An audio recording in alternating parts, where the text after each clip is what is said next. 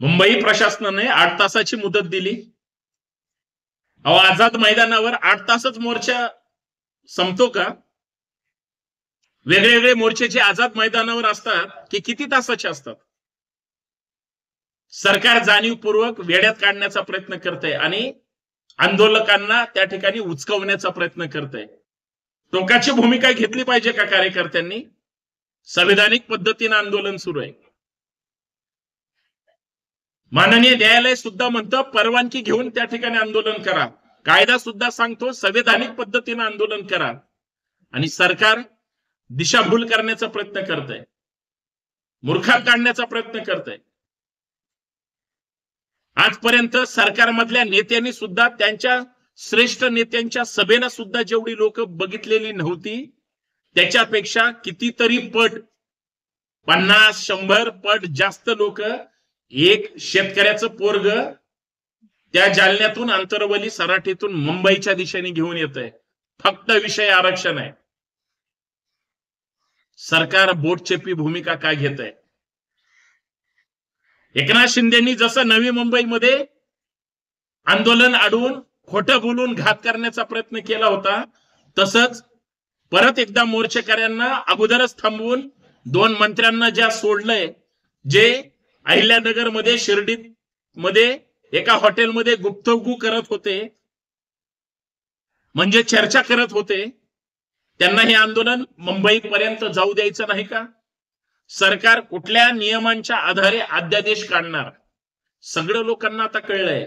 लोकांना फक्त आरक्षण पाहिजे.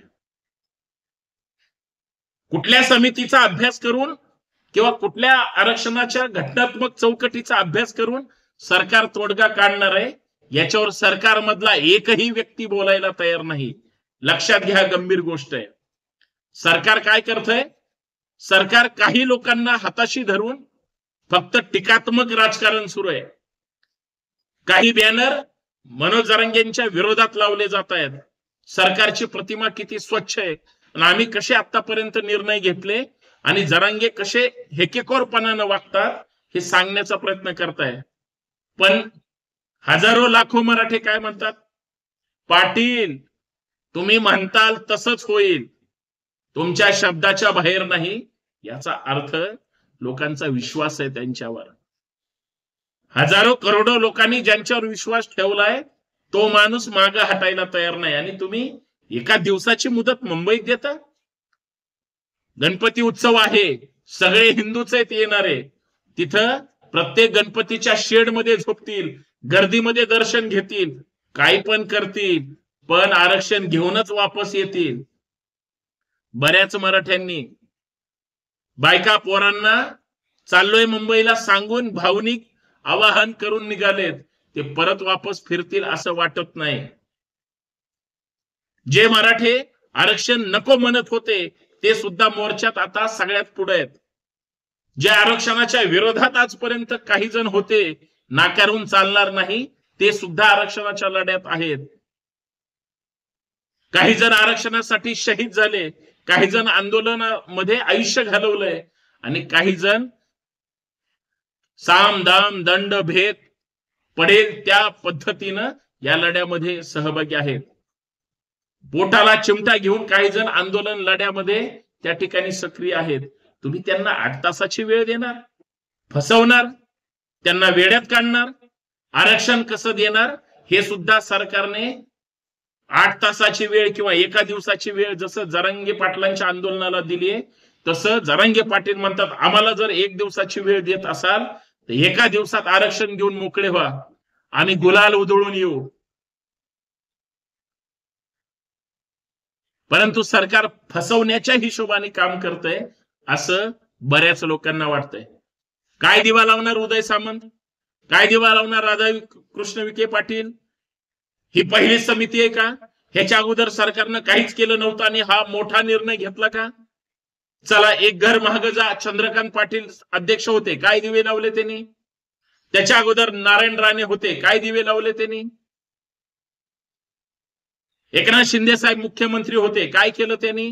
मराठ्यांना अजून संतुष्ट करू शकलेले नाहीत, समाधान झालेलं नाही. कुणाच्या ताटातलं द्यायचं कशा पद्धतीनं द्यायचं, कुणावर अन्याय करायचा, सरकारला हा सगळा विचार करावा लागेल. सरकारला दोन्हीही बाजू समजून घ्याव्या लागतील. मराठा विरुद्ध ओबीसी, ओबीसी विरुद्ध मराठा वादच लावला जातोय. कोण लावतंय, कोण आहे याच्या पाठीमाग, कोणाला भडकाऊ भाषण करायला लावलं जातंय आणि त्यांनाच पोलीस संरक्षण दिलं जातंय, हे सुद्धा समजून घेणं गरजेचं आहे. सगळं सोयीनं सुरू आहे, परंतु आता तुम्ही जेवढं आंदोलन ताणाल, जेवढा वाद निर्माण कराल किंवा जेवढा विरोधाला विरोध करायला लावणार, तेवढंच ताकदीनं आंदोलन अजून 2-5 हजार, 10-20-50 हजार लोक जास्तच वाढतील आणि आंदोलन तसंच पुढे जाईल.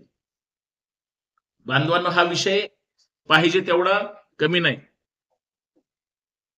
मुंबईमध्ये आझाद मैदानावर 8 तास दिली, 1 दिवसाचं आंदोलन.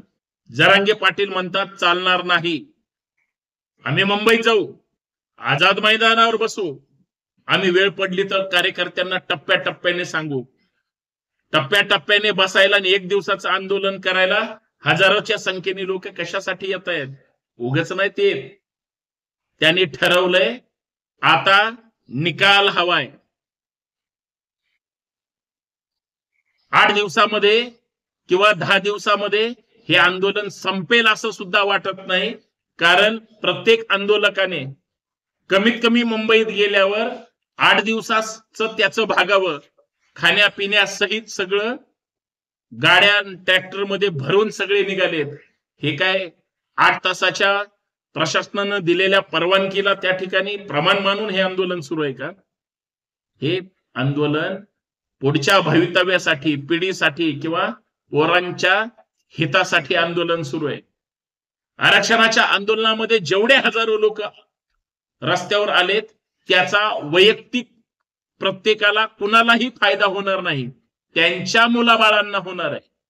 हेही तितकंच लक्षात घेतलं पाहिजे. कारण आंदोलनामध्ये जेवढे आहेत तेवढे आंदोलक 10-10, 20-20 वर्ष आंदोलन करून, संघर्ष करून या आंदोलनात सहभागी झाले. पुढच्या भवितव्यासाठी, मुलांच्या भविष्यासाठी हे आंदोलनाचा लढा सुरू आहे. म्हणून सरकारनं गांभीर्यानं घेतलं पाहिजे. कदाचित असं वाटतं, ते जरांगे पाटलांना बरोबर कळलंय की सरकार गांभीर्यानं घेत नाही, घेणार नाही, म्हणून वेळ काढूपणा केला जातोय, फसवलं जातंय. अजित पवार शब्द देणारे नेते आहेत, मग आता अजित पवार कुठं गेले, का बोलत नाहीत, का गप्प आहेत? अजित पवार तोंड उघडायला का तयार नाहीत आरक्षणाच्या मुद्द्यावर? त्यांच्या पक्षातले कोण कार्यकर्ते तो सगळे? अजित पवारांच्या सगळ्या कार्यकर्त्यांनी आत्मपरीक्षण केलं पाहिजे. एकनाथ शिंदे साहेबांसोबत जी लोक आहेत ती कोण लोक आहेत? घरातून उठल्यानंतर थेट एकनाथ शिंदे साहेबांच्या पक्षात जात आहेत ती लोक कोण आहेत? एकनाथ शिंदेंनी आरक्षण देण्याचा शब्द दिला होता, नवी मुंबईतून आंदोलन वापस पाठवलं होतं, तेच मनोज जरांगे परत मुंबईच्या दिशेने कूच करतायत. एकनाथ शिंदेने आत्मपरीक्षण केलं पाहिजे. देवेंद्र फडणवीसांना आता काहीतरी निर्णय घ्यावा लागेल. मुख्यमंत्री म्हणून त्यांची नैतिक जबाबदारी आहे. भाजपचे जे वाचाळवीर आहेत ते अत्यंत टोकाचा आणि अश्लाघ्य बोलतायत, त्यांना सुद्धा आवरलं पाहिजे. आणि जर त्यांनी निर्णय नाही घेतला तर मुंबईची तुंबई झाल्याशिवाय, आरक्षणाचं वादळ मुंबईत धडकल्यानंतर मुंबई बंद झाल्याशिवाय, मराठे जे जुन्नरला आता शपथ घेत आहेत आणि जे मुंबईच्या दिशेने निघतायत, संध्याकाळपर्यंत पोहोचतील, ते शांत बसतील असं वाटत नाही. याचा अर्थ असा आहे की तुमच्या 8 तासाची उद्बत्ती ही अजिबात त्या ठिकाणी पेटणार नाही. आरक्षण आंदोलकांनी जे ठरवलंय त्याच पद्धतीनं होईल. सरकारला जे ठरवायचंय ते त्यांनी निर्णय घेतला पाहिजे. फसवणूक कोणीच सहन करणार नाही, कारण मराठे थांबणारच नाही. तुम्हाला काय वाटतं? नक्कीच कमेंट करून सांगा. आणि नवीन असाल तर चॅनल सबस्क्राईब करा. व्हिडिओ जास्तीत जास्त तुमच्या मित्रांपर्यंत सोशल मीडियावर पाठवा. धन्यवाद. जय जिजाऊ, जय शिवराय.